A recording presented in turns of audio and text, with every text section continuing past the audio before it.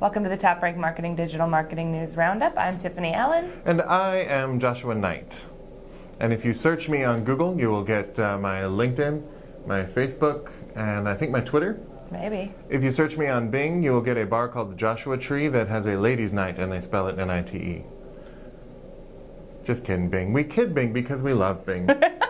It turns out, though, actually, I made that joke because I knew I was about to kind of give Bing a little love. Oh. So, Bing, it's all out of love. We just saw a report about the people who are using Bing. And the question is, should we SEO for Bing? And the other question is, how many times can I say Bing without completely cracking up? At least one more. So what we see here is that Google does have 81% of the search market, which I'm not a math major, but have been led to believe that that's a fairly high percentage. However, Bing does get 5 billion searches a month. And it does have 524 million, give or take a couple users. And there are 59 million users, according to Bing, who don't use Google.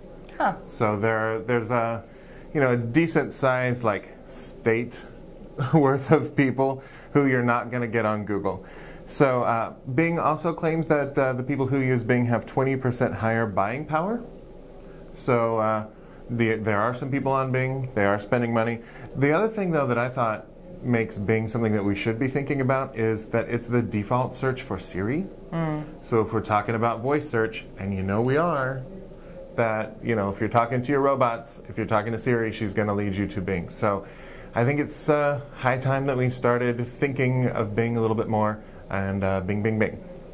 I used Siri for the first time last week. What did you do? What did she say? It was an accident. Oh, wow. So she didn't have anything very nice to say. And now she's just listening, always listening. Yeah, that's a problem. Anyhow, so I wanted to talk to you today about email. Okay. I know this is another smooth transition. New subject for my us. trademark. But there was a recent study from Adobe that showed that 40% of consumers want brands to be more informative and less promotional via email. Makes sense. It does. But there's a caveat here because 61% said they'd still rather get promotions via email compared to direct mail, which, okay, mobile apps or social media. So those, social media ads that pop up and say 15% off right now, which I always fall for, but maybe more savvy consumers don't. But 34% of consumers report frustration when a brand sends them emails with items that aren't relevant to them at all. So for example, when I get Josh's weird socks emails, I get a little frustrated. Those socks have a beautiful content marketing backstory, I'm just saying. Okay, as long as you're happy with your sock choices, I think we can leave it there. And 51% said they were getting too much email from brands, too many emails or too frequent of emails. So I think the moral of this story here is that when you're sending marketing emails to somebody, there should be a preference center or something attached to their account where they can self-select items. You can use automation tools that will tell you kind of what their past purchase behaviors or what their interests are, and also let them self-select how many emails they want to get. So if they want to get them weekly, monthly, daily, whatever it is, that should be part of your email marketing strategy, or you're going to start seeing your list dwindle. And just relevance. Because if a marketing email is something that you really want to read and you're excited to see, it is no longer a marketing email from the perspective of the person who's receiving it. It's just, an email I'm excited to get.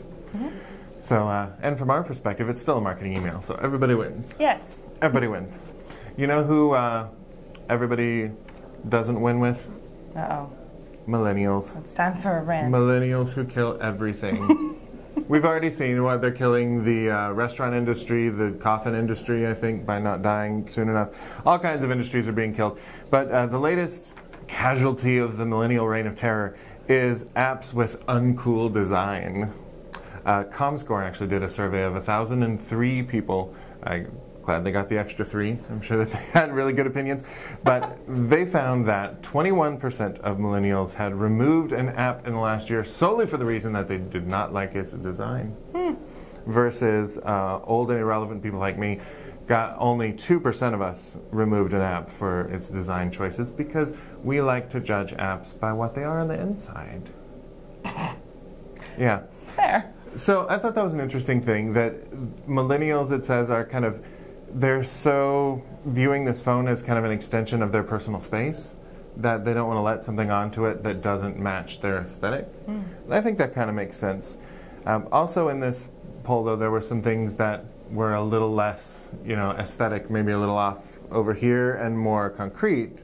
For example, Snapchat is making a comeback, although we have been told to not call it a comeback. Yeah. So don't call it a comeback, but yeah, Snapchat has been there and is there. In the 18 to 55-year-old demographic, the coveted 18 to 55-year-old demographic, it is running neck and neck with Instagram still. So wow. Snapchat's coming back in a big way. The kind of shocking thing about app usage is Facebook and Google own 8 of the 10 most used apps.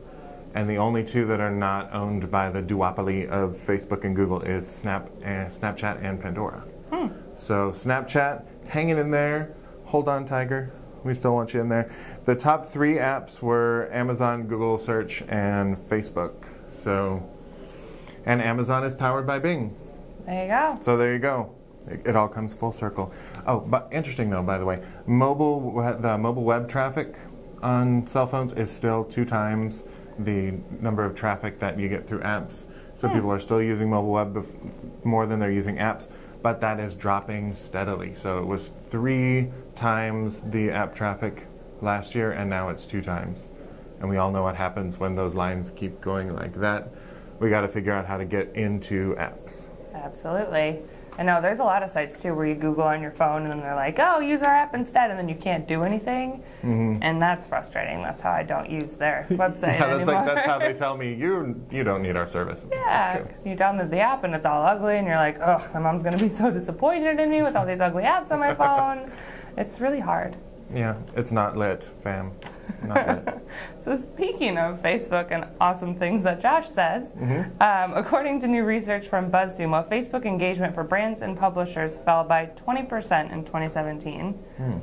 And this could be attributed to a couple of things. Algorithm changes for one, competition, just there's more folks publishing content out there on the Facebooks, and there's just more content coming from each individual publisher or brand as well.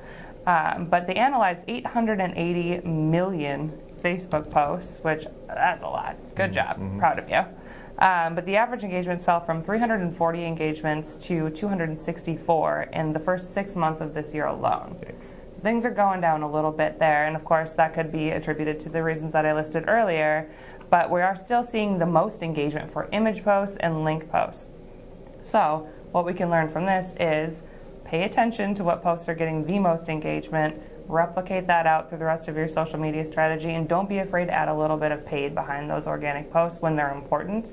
That's going to help you get those engagements up and see better results. As we know, and as Facebook has told us and warned us, it's going to be a little bit more pay to play from here on out for that channel. But as Josh said, it's one of the top used apps by millennials and probably other people on their phones, so it might make sense to invest a little bit there. Does Facebook have cool design? Do we think of it as cool? Blue is a cool really color. So I guess so, yeah. Facebook is more of a winter. Yeah. The other thing about marketing on Facebook, I think, is keep looking at video. Because Facebook wants video real bad, and so they're going to promote video, and you're going to see more engagement on video. So if you can get in there, get in there. It's actually surprisingly easy. Yes, I made a post about it on the TopRank blog. Who knew? Yeah. We'll be back next week live from Content Marketing World. Wow. I know.